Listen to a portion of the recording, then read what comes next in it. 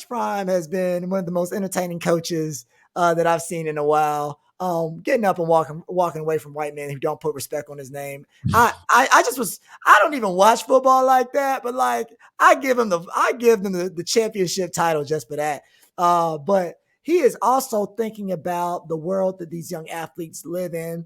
And he brought in model, an expert on the finesse. I was like, oh, baller. Yeah. Baller recruitment expert, Brittany Renner.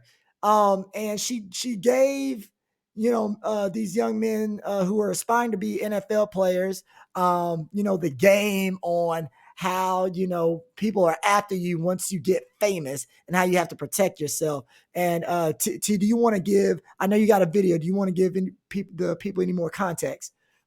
Yeah, I mean, I just thought it was interesting that he had brought her on campus. But if y'all know anything about Brittany Renner, she has dated a number of athletes very recently. I believe PJ Washington is the father of her child.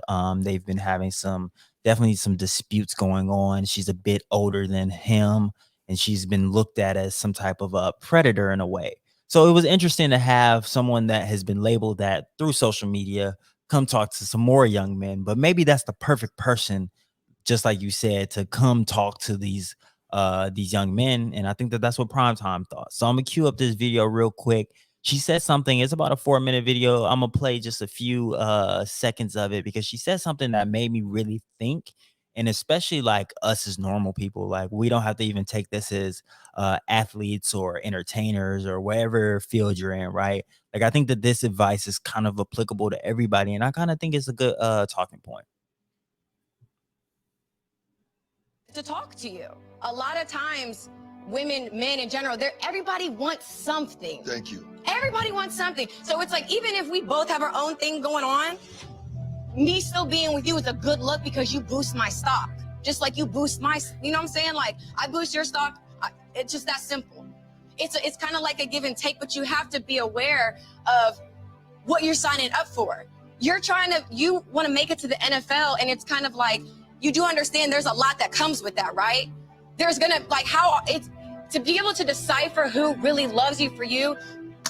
I think that's like the $1 billion question we're all wanting to know. This is how the game is played. Please know that. We putting you up on game because some of y'all gonna make it. I hope, pray all of y'all make it, even if you make it in the business world. That's a whole nother category of game in that world too. They just dress it up a little different. Yeah. The game is the same. Only thing changed is your names. Yeah. That's the good stuff I just spit right there. So I'm gonna cut it off right there. So yeah, like it really made me think a lot. And I guess my first question to start this conversation off is like, do you think that relationships are as transactional as she made them out to be? I think that they can be, but there should be an equal give and take, right? So like the relationship that she describes, in that particular case can be a predatorial one, but like there are people in relationships where like the expectation is, someone makes the money, you make the money, I look good and provide you with like, your physical, sensual needs. And like, that works for some people. Right. Mm-hmm. But I think that in terms of the transactional piece, I don't like the word transactional, but like there should be an equal yoking of exchanges. Right. Mm-hmm. So it's like, I shouldn't feel like, the transaction is imbalanced, I guess. Yeah. It's Okay. like we're both bringing things to each other that both of us want, even if we're independent alone. When we come into a relationship, there are benefits for me and there are benefits for you. And I guess if that's transactional, then okay. But I think that a lot of times when things are transactional, in bad relationships, it's because there's an imbalance. So like there's the stereotype of the woman who works super hard and you got the man with no job who smokes weed and plays video games all day, doesn't do any housework. And it's like, he's not really giving her too much versus everything she's doing for him. And I think that that's where a lot of toxicity is. Or you're in a relationship and someone's not giving you loyalty and faithfulness, but you're giving that to them. You know what I mean? So I think that transactional isn't necessarily the bad thing, but it's the imbalance of that transaction. And so, but what do you think? Well, I think that I think a transactional, because she said everybody. She wasn't just talking about just romantic relationships. She said everyone that is around you is constantly thinking like, what can I get from you? And I know that's a rough paraphrase, but it's like she sees herself as Brittany Renner. And she's one thing that really stuck out to me. She said something along the lines of trying to figure out who loves you for you is really the $1 million question. And I think that life, it sounds and feels very lonely, right? Like she is putting people on game in a way, but that is the space that she occupies. I don't think I occupy that space. Now, I do expect that the people around me, the people that I feel like that are in my like core tier, and even like in my tier of friends, like they're reciprocating the same energy that I give them. Like if I'm taking care of them, I hope that they're taking care of me in different ways. Of course, we all need different things, but I expect them to be good friends if I'm a good friend to them. And I only have friends that I feel like are pretty good friends, so I know I can be good friends to them too. But I don't actively think about like, oh, what is this person bringing to me in my life? And I feel like that is where it gets a little, it becomes transactional, right? Like I think that's what makes it, because when I say the difference between transaction and reciprocation is, I think, a lack of warmth in a way. Like that's kind of how I think of it in my head. Like a transaction is something that you can keep a receipt of. Like reciprocation comes in different forms. Like the ebb and flow looks a little different, and it's not as, it doesn't have to be equal in a very direct way. Like I think that there are different like ways you can like kind of like make them work together, if that makes sense. Like some friend might need help moving, and I'm like, well, I would expect them to help me move, but also like if their life is set up in a different way, but maybe they made me dinner, they invited me over for dinner, right? Like I think that those are ways we can kind of see. But when she's talking about it, I think she thinks about like the clout that she provides people, and people want to be associated with Brittany Renner. So therefore that if you want to be associated with me because of my name and my social capital, like what are you bringing me? And I think that then a lot of relationships don't feel genuine. So I feel like the ones that you do have to kind of keep track of transactions and like that, like either you're not close or it's not genuine. So those were the first few things that made me think of it. But yeah, like I even thought about it just outside of like romantic relationships.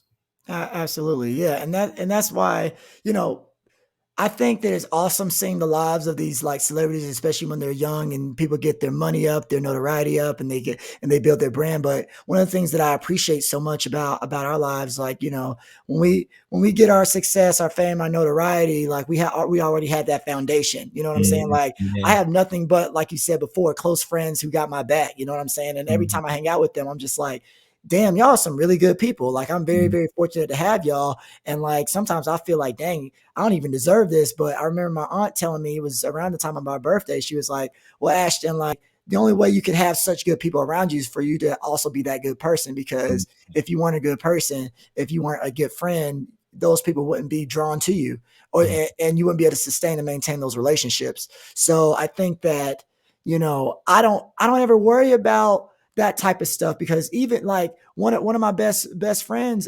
Kenny with Blavity, shout out with Kenny, Kenny Yonsei, man.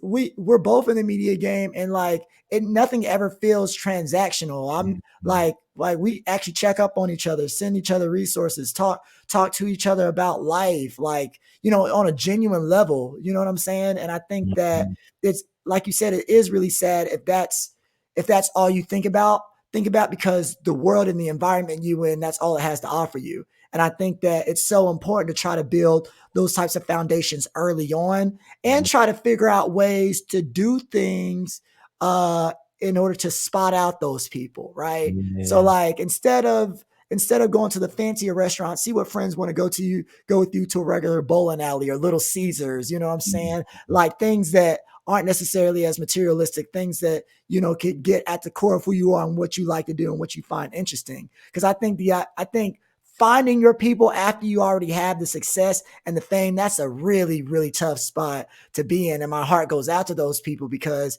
it is like you either, you know, want me for my body or you want me for my money or you want me for the brand and the photo op. And it's just like, I already got a core of people. If I don't have another friend ever again, like I'm good in most U.S. cities. I can go and find them. I can go and find a genuine friend, or I already have some genuine friends, and like it doesn't matter how much fame or notoriety I get at this point, right? And so I think that that's a beautiful thing, and I think that people have to find ways and strategies to spot out those who are transactional, like you said. Big facts. And shout out to our viewers and our listeners. Somebody just left a dope comment. I thought it was a really good question. It says, do y'all have any experience or past friendships that felt transactional? Scholar P, do you have any off the top of your head? Well, you know, it's so funny because, you know, I had a friend, he was like a mentor and he thought, and like I would ask him questions about, you know, industry and entertainment. And like at one point he got upset because he was like, oh, all you do is ask me about X, Y, and Z. But that was because I looked at him as more as a mentor. And like that's what I thought the relationship was. But you know, I was like, dang, like I gotta start thinking about that because one of my other mentors was like, yeah, like, you know, students from a particular university, y'all are known for being very, very transactional and you need to think about that. So I think that's when I even started thinking about the idea of a transaction. I remember one time, I thought about one of my friendships and I was like, you know, are we really friends or like, do you invite me to places because you need someone else to help split cost of travel and this, that, and the third with you? So I have had moments where I've thought about that. And I think my friend from my job, I don't know if it was transactional, but like I guess he wanted me in his pocket. I guess he wanted to know my business and feel like, you know, my trust was a form of currency for him. You know what I'm saying? Because my secrets and my trust, and he's like, I know the dirt on everybody else. And it was funny because I think he had so much dirt that he wanted to make sure that he ingratiated himself with everybody that he could so he could build an alliance for when his dirt did hit the fan, which it did, but he was so incompetent at his job that it actually hit the fan after he was fired. So good riddance. Have a great life. But what about you? You know, I feel like I never even considered the thought until I got to college. Because growing up, it was like we all didn't have nothing. So it's like we didn't want nothing from each other. You know what I mean? Like we used to go to Jack in the Box and we used to scrape as much change as we could together. It used to be like 4 or 5 of us. And we would just buy as many like Jack in the Box tacos because you can get like 2 for $1. So it's like we had like $6 between us. That's 6 tacos. And it's like we all can eat a little bit. So it's like that's how I used to live my life. So I never even considered that people, one, kind of keep tabs on each other, or 2, like actively think about like, oh, well, what are you bringing to me, you know? So when I got to college, again, I was at Boise State and these were predominantly white people. So I didn't know that they moved different, right? And yeah, bro, like I remember there was one kid, he had a bike and he felt like I only wanted to be his friend because he had a bike and I used to ride his bike to work.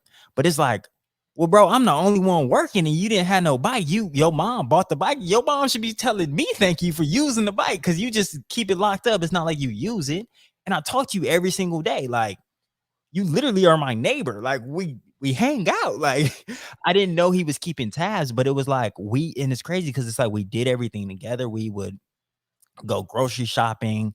We would go to the gym. We would share milk and things like that. So we would all take turns. And then one day, like we were all coming back and I didn't have any more like the little Brewin bucks or something. I think that's what it's called. Or not Brewin bucks, Bronco bucks or something. I had ran out and I was like, oh, can you buy the milk? And he was like, no, I bought the last one.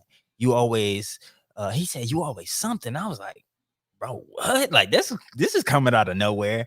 And then it's like the other kid said something. I'm like, oh, so y'all have been talking about this. because then I was like, okay, well, like, let me know what all the other things y'all been keeping track of. And they was like, oh, well, you used our bread last week. And I was like, bro, we literally get bread together and I ran out. Or no, this is what happened. I had ran out and they had a little bit more because it was 2 of them and it was 1 of me. So I was like, can I get some bread? Like, I'm starving. And they was like, yeah. And they didn't have a problem with it. And they were like, oh, you don't have any more? I was like, no, I only have the butts of it. And one of the kids was like, oh, I love the butts. Like, I'll take it. So I'm like, cool. You like the butts. I don't. You can have this. I thought that's an equivalent exchange. Like, no.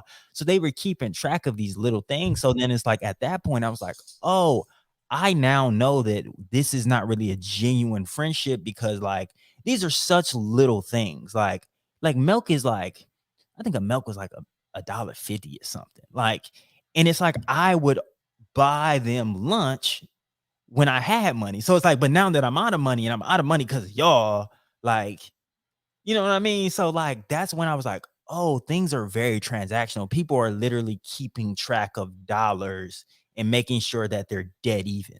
And it's like, well, there's no equity in that. I think that's the biggest thing for me, is like, y'all are literally rich. Like, I've seen y'all homes and stuff. Like, y'all really got money. Like, I am really on this WUI scholarship and I'm also working a job to be able to exist on this campus, and y'all don't feel this emotion, but y'all feel like we're the same, and that I'm using you, but I'm really at a disadvantage more than anything. Like, so I think that was one of my first big like encounters. But then when I went to another university, a dude told me, he was like, yeah, I low-key really hang out with you. He didn't say this directly, and like I think we were cool, but he told me that he first started hanging out with me because he noticed that women were attracted to me.